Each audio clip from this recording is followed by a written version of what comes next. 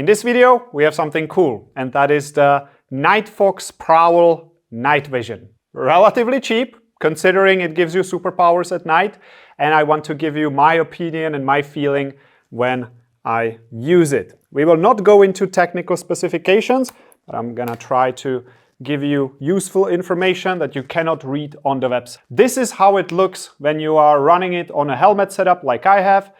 I have no issues actually seeing through it. I have super bright lights on me right now, so it's not the best condition to test this, but the adjustment works just fine. I was able to, adjust it so that when I put it up, it's out of the way, no problem. You see, I don't even have the strap on, and it's actually not too heavy that it would not allow me to wear the helmet at all, and it's not falling forward. And now if I just push the button, I instantly can see through it, no problem whatsoever. I can see the whole image as well.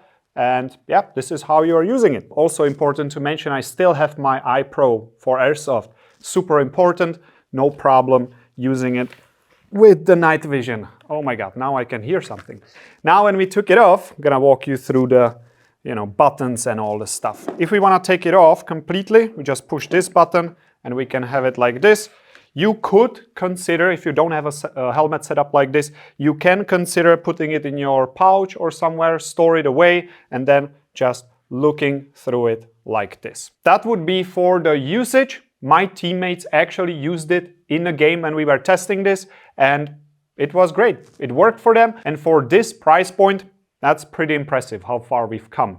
Now we can just see at night. Important things to know about this. Here we have the focus adjustment, so you turn this to bring things in a focus, and you can also turn this, which is dioptric adjustment. For people like me who don't have good eyes, this is super important. I had no troubles making this sharp and clear at regular distances. Here we have two IR lights for extra illumination. If you want IR illumination, you use these two buttons when it's on, and it will start illuminating more. Now we have the first level, now one more.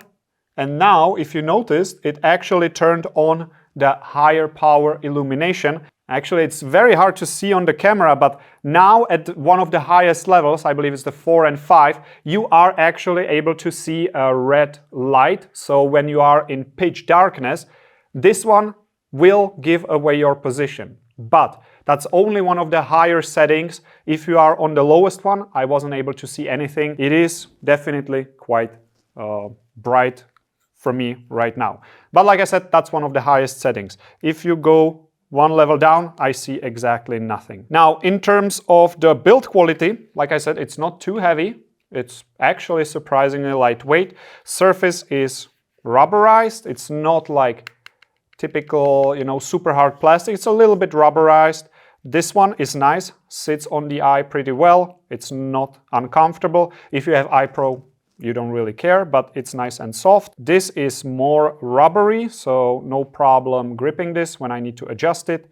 This one is harder, almost like metallic feel, feels cold to the touch, so this one is probably metal. Buttons are rubberized, so your fingers don't really slip. I like to see that. They're really nice surface. Here we have the protection cap, so no dirt will get in. You can just wipe it if need to be. We will go over the individual buttons later.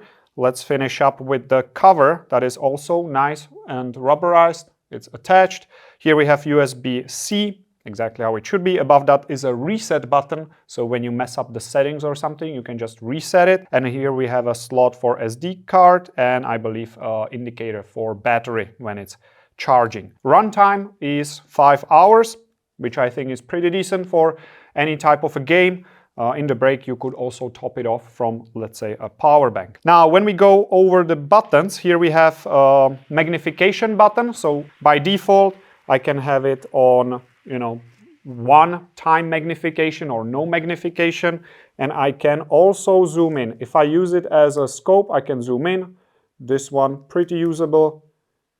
Way more zoomed in, and then no zoom. I would assume that most people would run this in a no magnification mode, but hey, it's there. If you need it as like a binoculars kind of at night, if you're just gonna wanna scan an area, this might be a useful feature. Here we are listing in the menu, and we are adjusting the power of the illumination.